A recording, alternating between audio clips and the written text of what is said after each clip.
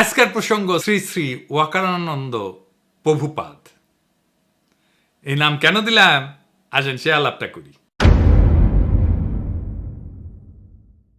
এই শ্রী শ্রী ওয়াকারানন্দ প্রভুপাদ মনে হয় জিন্দেগির ভালো হবে না, মাসুদ ভালো হবে, উই ভালো হবে না। প্রভুপাদ কেন করছি? কারণ উই যা কাজ করিচ্ছে তাতে এটা ছাড়া আর কোনো কিছু কওয়া উচিত হবে না। ওয়াকারানন্দ প্রভুপাদ বাংলাদেশে ইন্ডিয়ার মূল চালিকা শক্তি হয়ে উঠছে, তার উপরে ভর করিছে ইন্ডিয়া। সে এখন ইন্ডিয়ার মূল প্লেয়ার বাংলাদেশে, তার উপরে ভর করিয়া ইন্ডিয়া কিছু করবে পারবে কিনা সেটা অন্য আলাপ, আমি আসিচ্ছি সে আলাপে। তার আগে দেখে নি কেন আমি তারে প্রভুপাত কইছি।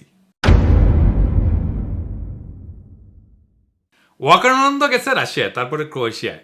জানুয়ারিতে রাশিয়ান রাষ্ট্রদূত দেখা করেছিল, তাই গেছে রাশিয়ায়। রাশিয়া কেন আমরা হিন্দুস্তান টাইমসের শিরোনাম দেখি, লিখেছে হিন্দুস্তান টাইমস, অভ্যুত্থানের জল্পনার মধ্যে ভারতের বন্ধু দেশে বাংলাদেশি সেনাপ্রধান করলেন কাজ। এই কথার মধ্যে সবকিছু কয়া দিছে। তাহলে কি কাজ করতে গেছে ওইটি? আপনি যখন কারোর সাথে ঘুটু করতে যাবেন না, তখন তৃতীয় একটা দেশে যাবেন। এই তৃতীয় দেশটা হইতেছে রাশিয়ায়। এই রাশিয়ায় গিয়া সে ইন্ডিয়ার পানি পড়া নিয়ে আসিছে।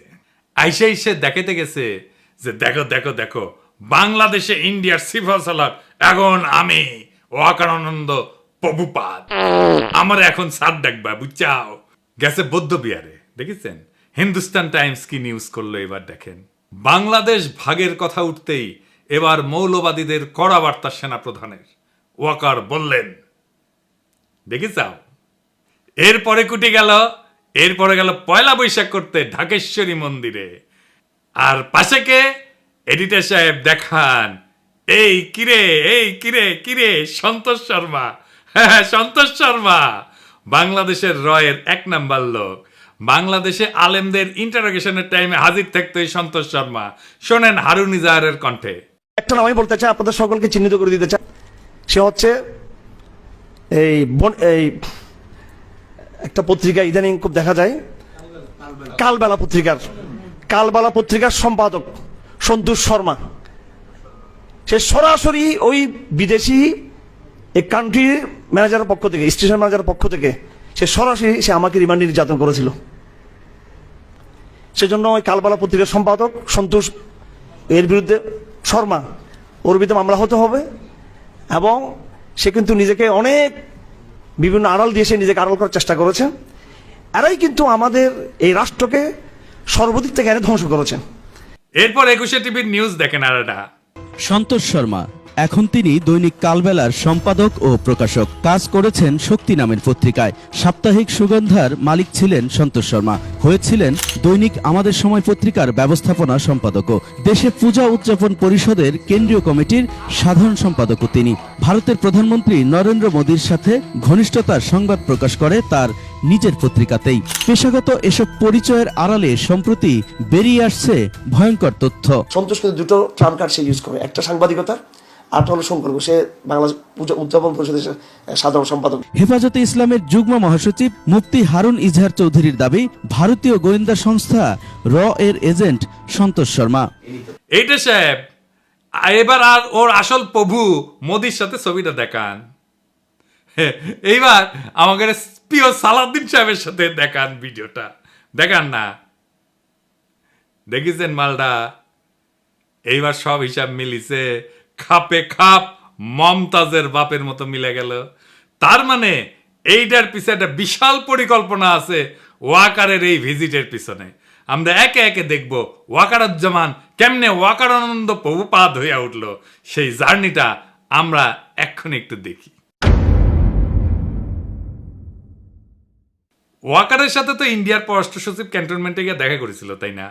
সেনাপ্রধান তো সারাক্ষণ নাকি কথা কইতেছিল নতুন সরকার তৈরির সময় ভারতের সেনাপ্রধানের সাথে, তাই না? ভারতের সেনাপ্রধানই কয়ে দিছে, as of today, firstly, there is no vulnerability from any side.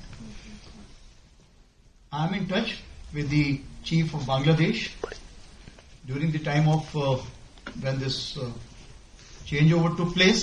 I was in constant touch with him, and even thereafter, in November 24, we had a video conference also. When we talk about the relationship we should talk about when there is an elected government. So as of now, the relationship is with the military is well and perfect. তারপর আয়নাঘর ভিজিটে বাধা দিছে, তাই না? 600-র বেশি আওয়ামী লীগ দাগিদেরকে ক্যান্টনমেন্টে আশ্রয় দিছে, তারপরে পলায় যেতে সাহায্য করছে। লেফটেন্যান্ট জেনারেল মুজিবকে ক্যান্টনমেন্টে অন্তরীণ অবস্থায় পলায় যেতে সাহায্য করছে। বিডিআর হত্যাকাণ্ডের বিচার আর করা যাবে না কইছে না? এই বর্বরতা কোনো সেনা সদস্য করেনি, সম্পূর্ণটাই তদানীন্তন বিজিবি সদস্য দ্বারা সংঘটিত। Full stop. এখানে কোনো ইফ এবং বাট নাই। আয়নাঘরের সব এভিডেন্স নষ্ট করেছে ক্যান্টনমেন্টের মধ্যে। রাজনৈতিক দলগুলোর ডেকে নিয়ে ঘুটু করেছে, তারপর আঙ্গুল উঁচায় শশাইতে গেছে, সারা দেশের মানুষের ঠাপ খেয়ে টানছে। হাসনাতরেও ধরতে গেছিল, পাবলিকের দিছে ঠাপ, হটিছে পিছে। তারপর শহীদ পরিবারের সাথে নাটক করিছে, পন্দের আলোতে কলাম লেখাইছে, ছাত্র সৈনিকের ঐক্য যেন ফাটল না ধরে। সৈনিক মানে সাধারণ সৈনিক না, কিন্তু সৈনিক মানে ওয়াকার। তারপরে সার্জিসরা ম্যানেজ করেছে ওয়াকার, তারে দিয়ে বিবৃতি দেওয়াইছে। তাই সার্জিসের নিয়ে একটা কথা কওয়া দরকার। অনেকেই কইছে, আমি কিছু কই নাই, এখন একটু কই আর কি। সার্জিসের কথাবার্তা শুনে আমি শিওর ওয়াকারের সাথে ওরা একটা গুটু হয়েছে। সার্জিসের একটা কথা কই তোমারে ছোট ভাই মনে কইরা, আমাদের টাইমে এরশাদের বিরুদ্ধে আন্দোলন করতেছি, তখন ডাকসুর জিএস ছিল জিয়াউদ্দিন বাবলু। দারুণ বক্তৃতা দিত, বাসদ ছাত্রলীগ করেছিল, খুব স্মার্ট পোলা ছিল, তোমার মতোই বক্তৃতা দিত, সুন্দর করে কথা কইতো আর কি।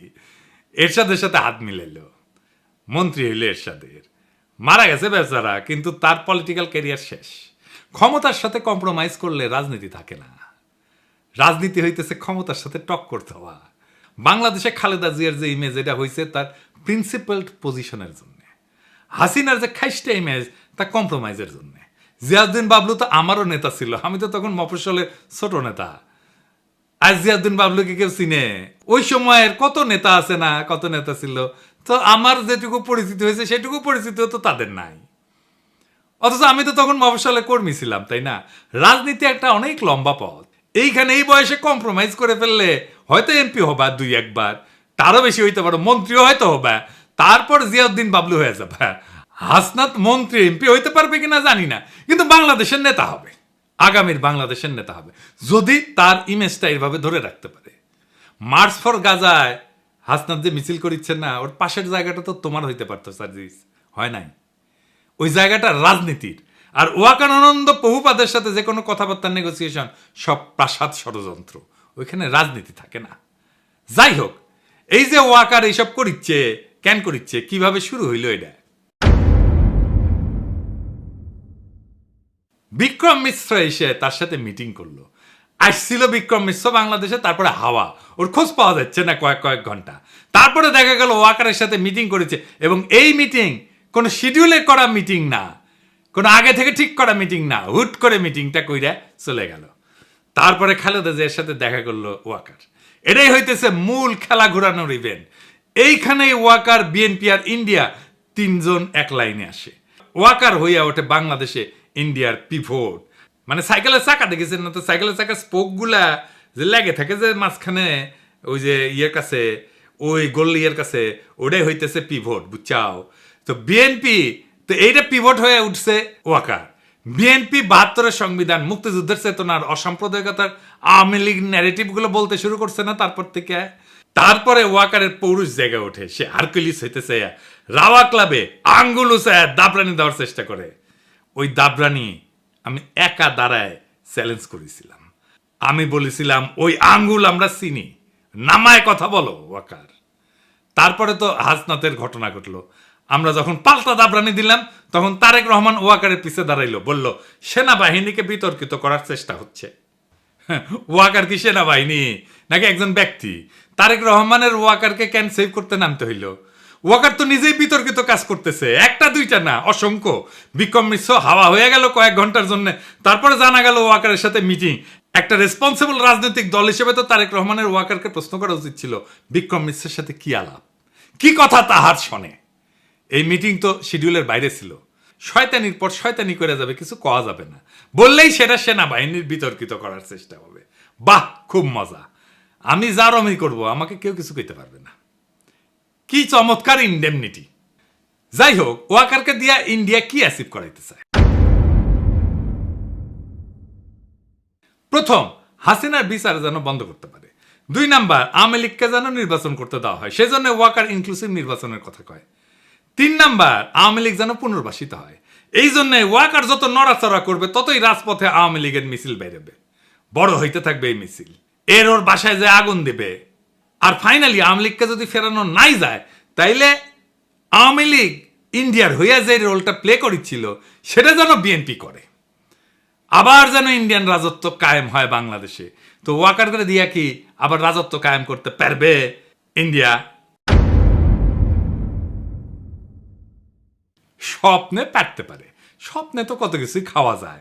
1/11 আমেরিকায় কু করাইছিল না, তারপরে বাংলাদেশকে তুলে দিছিল ইন্ডিয়ার হাতে। ইন্ডিয়ার নিজের একার কিন্তু হ্যাডম হয় নাই বাংলাদেশের উপরে দখলদারি কায়েম করার। ইন্ডিয়ার বাপেরও সাধ্য নাই বাংলাদেশে আবার দখলদারি কায়েম করে, বরং ওয়াকার, বিএনপি আর ইন্ডিয়ার এই অশুভ মৈত্রী পরাজিত হবে। এটাই ইতিহাসের নিয়তি। বাংলাদেশে এক গুরুত্বপূর্ণ সন্ধিক্ষণে দাঁড়ায় আছে। জুলাই বিপ্লবের পর প্রফেসর ইউনূস যে সরকার পরিচালনার দায়িত্ব দেওয়া হয়েছে, তা শুধু নির্বাচন আয়োজনের জন্য না, বরং দীর্ঘদিনের দুর্নীতিগ্রস্ত রাজনৈতিক এবং প্রশাসনিক কাঠামো সংস্কারের জন্য। টাইম ম্যাগাজিন তাদের দুনিয়ার সবচাইতে প্রভাবশালী ব্যক্তিত্ব বলে স্বীকৃতি দিছে। এই মানুষটার লিডারশিপে আমরা সমস্ত ষড়যন্ত্রের জাল ছিন্ন করে আগায় যাব। এই সময়টা একটা বিরল সুযোগ আমাদের রাষ্ট্রকে পুনর্গঠন করার, কিন্তু এই রাজনৈতিক দলগুলা প্রয়োজনে সময় দিচ্ছে না, সাহায্য করতেছে না, তড়িঘড়ি করে নির্বাচন নির্বাচন নির্বাচন কইরা মাথা খারাপ করে দিছে। এই তড়িঘড়ির নির্বাচন করলে আগের যে সিস্টেম ছিল সেটাই থাকবে, কিছুই বদলাবে না। আবার ফিরে আসবে সেই ফ্যাসিবাদ, আবার ফিরে আসবে সেই স্বৈরাচার। বারবার দেখতেছেন না, বারবার রক্ত দেওয়া লাগতেছে, বারবার লড়াই সংগ্রাম করতে হচ্ছে, ওই একই জিনিস আবারও থাকবে যদি আমরা এবার কিছু করতে না পারি। তাই এখন এই সিস্টেমে ব্যবস্থা পরিবর্তনের সময় শুধু নেতৃত্বের পরিবর্তন না, ইতিহাসের প্রত্যেকটা বাঁকে আমরা দেখছি যখন দেশপ্রেমিক জনতা একত্র হয় তখন কোনো ষড়যন্ত্রই টেকে না, কোনো চক্রান্তই সফল হয় না। ওয়াকার, বিএনপি বা ইন্ডিয়া যেই হোক, যদি তারা জাতির স্বপ্ন, শহীদের আত্মত্যাগ আর জনগণের আশা আকাঙ্ক্ষার সাথে সংঘাতে আসে, তাহলে ইতিহাস তাদের জায়গা করে দেবে ব্যর্থতা আর তিরস্কারের পাতায়। সামনে অন্ধকার আছে, কিন্তু আলোও কাছেই। প্রয়োজন শুধু দিক ঠিক করা আর পা বাড়ানো। আমরা অবিচলভাবে সেই পথে আগায় যাব, কেউ আমাদের রুখতে পারবে না। নতুন বাংলাদেশ আমরা গড়বই, দ্বিতীয় স্বাধীনতাকে আমরা পরাজিত হতে দেব না। ইনকিলাব জিন্দাবাদ।